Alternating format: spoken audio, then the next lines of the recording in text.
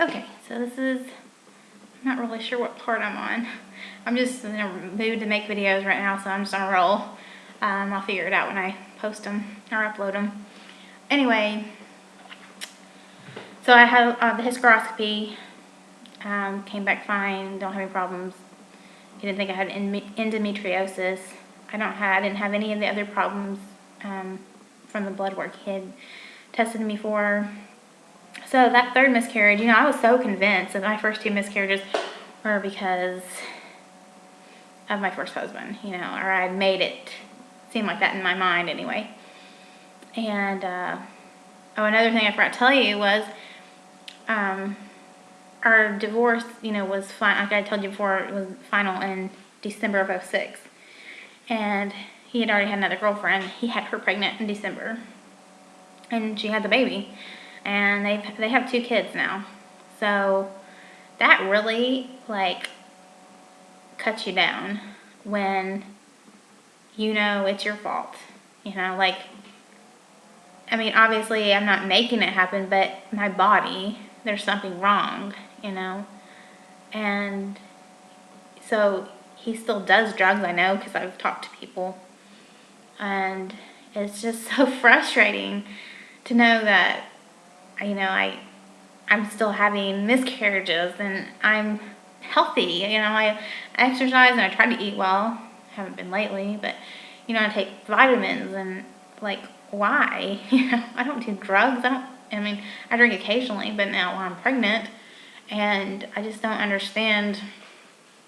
I don't know. So anyway, he did have babies, and so after the third miscarriage, I could no longer blame it on, it was him because he did drugs, or it wasn't meant to be. We weren't meant to be. So I had to, just deal with the fact that it is me, and, that's really hard to say, but there's no other explanation, there's no reason, which makes it harder, when I had the testing done, I was praying that there was some problem. I was like, please, I hope they find something, because I know if they find a problem, they can fix the problem. But it's way harder when you're miscarrying for no reason, no apparent reason anyway. And there, I don't know, it's just frustrating. It's so frustrating. Because if there was a problem, they could fix it. And when there's not a problem, you're just left to keep trying and keep experiencing miscarriages until you finally maybe actually get to have a full-term pregnancy. So after that was in December, miscarried December of 2008. We were just went on a break, basically, of trying. Because I knew I was going to start school in the summer. And I was like, I'll just start school and I'll go for a while, maybe graduate first, and then we'll start trying again. So I started school in May of 2009 and took a class, and then last fall, which was the fall of 2009, I took 6 classes, and took 6 classes this past spring, and I took 4 classes in the summer, this past summer, and which is a lot of classes to take. I'm just trying to get them knocked out of the way.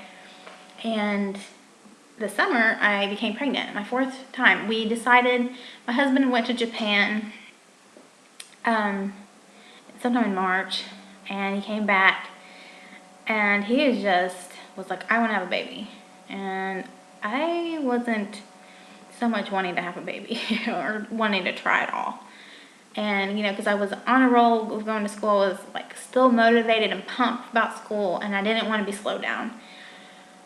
But it's really hard when your husband comes to you wanting to have a baby and to say no, because it's kind of cute to see a guy really, really wanting to have a baby. And so then it started kind of clicking in my head. I'm like, well, I kind of want to have a baby. So we decided to start trying in May, and we got pregnant in May. And I found out, I think it was June 9th, that I tested positive, and it was the day before I was supposed to start my period. And so I immediately called my doctor and, told them I was pregnant, had 3 miscarriages, and I need to get in soon, as quick as possible. And she's like, oh, well, we have opening today. And I was like, yes, thank God. So I went in, and I did pee on their test. In most doctor's offices, just if you don't know this, their pee tests are, like your levels or your HCG levels are 5 or lower when you're not pregnant. The at-home test, the early test at like 25 HCG. And the doctor's office pee test at 50 or even higher, 50 or 100. So my early pregnancy test at home that I had taken that morning was positive. But when I went to the doctor's office that day, it was negative because, like I said, you have to have more hormone in your or HCG in your urine or body, whatever. So the doctor's like, okay, well, we're just going to treat this as a pregnancy anyway. And he put me on permethrin and a baby aspirin and prenatals, of course. And we went and I had a blood test done. And then that was on Wednesday. And then the following, he said, I want you to get your blood taken again on Friday. And so I came back the following Monday to get the results. And Wednesday's blood work came back that was 20. So, like the home tests are 25. So I tested really early, and I was lucky that it came up positive. It had just implanted basically a day or two before that. And Friday's results were 90. So it had like more than doubled. And he's like, that's a really, really good sign. And it was a sign that, helped indicate to them that there wasn't ectopic pregnancy. Luckily he'd put me on the permethrin anyway, because permethrin, they say that it doesn't hurt to take even if you're not pregnant. That I was told that if you're not pregnant, it will help you start your period faster. I don't know if that's true, but that's what they said. So this pregnancy was going well, that pregnancy was going well.